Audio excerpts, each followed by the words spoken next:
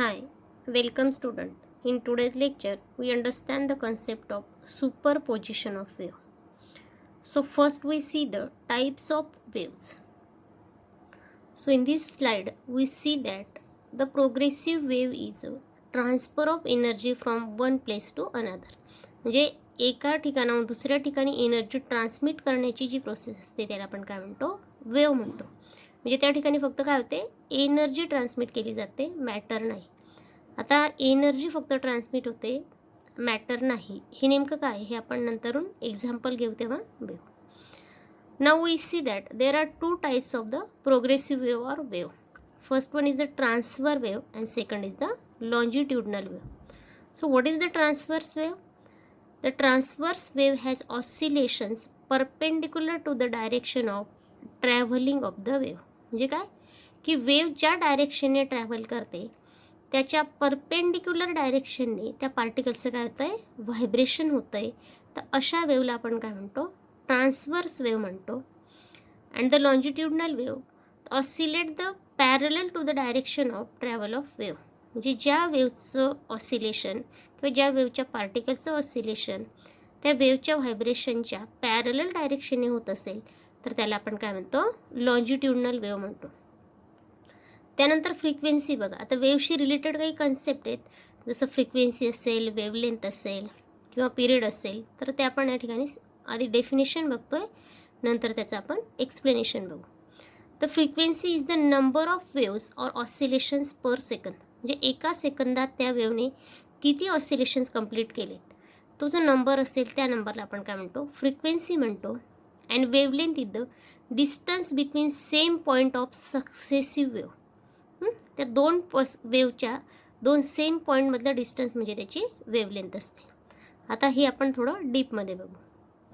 So in this slide we can see the types of progressive wave. First is the longitudinal wave and second is the transverse wave.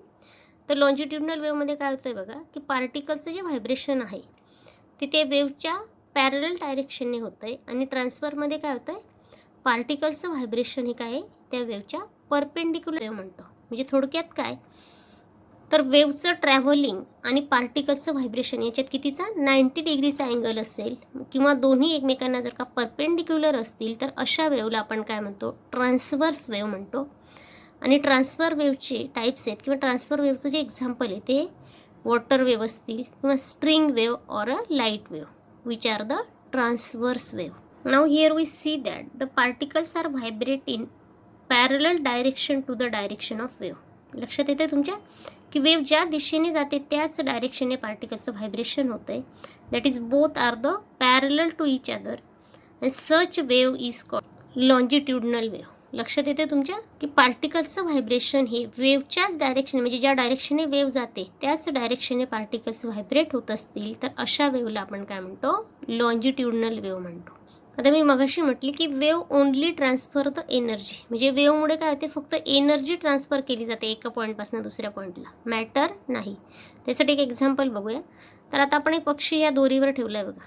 तर या ठिकाणी ह्या दोरीचं vibration होते, त्यानुसार तो duck आहे तो पण खालीवर उड्या मारतो, पण त्याची पोझिशन बदलते का, नाही. म्हणजे फक्त त्या दोरीवरनं किंवा त्या स्ट्रिंगवरनं एनर्जी ट्रान्समिट केली जाते from one place to another but not a matter. म्हणजे एका ठिकाणाहून दुसऱ्या ठिकाणी फक्त एनर्जी ट्रान्समिट केली जाते. We see some characteristics of wave. So first is the wavelength. So wavelength is full complete cycle or the distance between any two peak, that is upper peak is known as crust and lower peak is known as trough.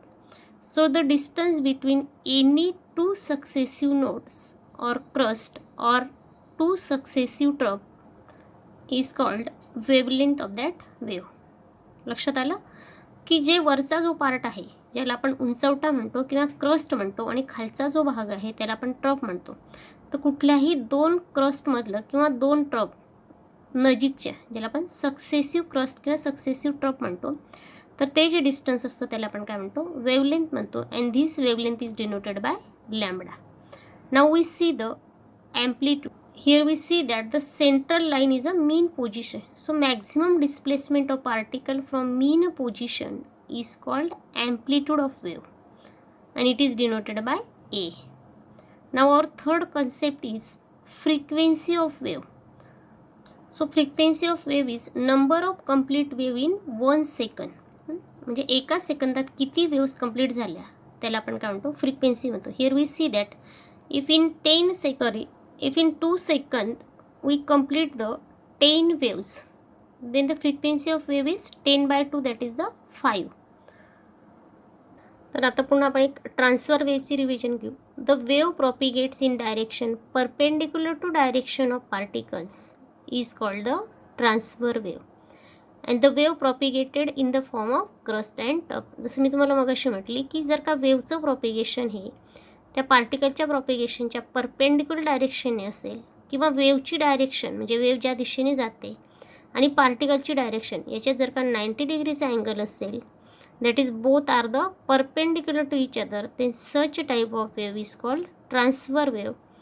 And transfer wave is in the form of crust and tub. जसं मगाशी मी तुम्हाला सांगितलं की एक उंचवटा आणि एक खोलगट भाग त्या ठिकाणी मिळतो. So here we see the propagation of transverse wave.